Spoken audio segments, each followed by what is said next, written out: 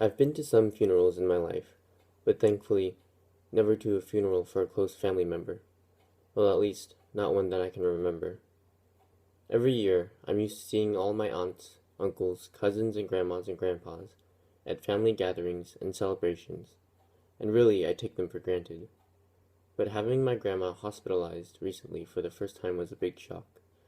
We started seeing signs that my grandma was getting older and had to be looked after more and more.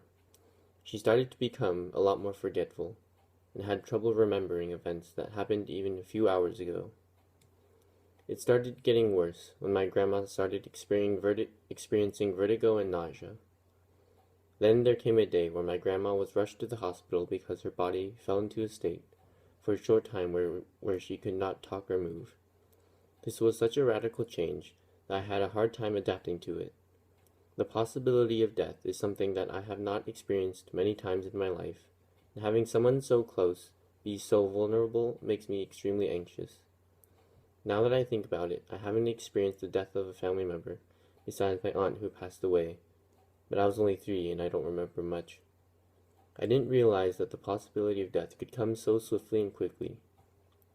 There aren't too many times in life where you have to face that possibility, but when you do, it is overwhelming.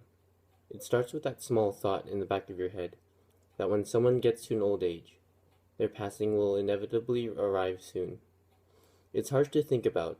It's especially hard when that someone is your grandma. It's pretty grim, and going through something like that is tough.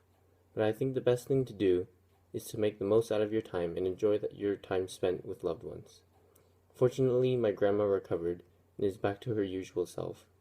But I still can't get the nagging thought out of my head that my family and I were close to losing her.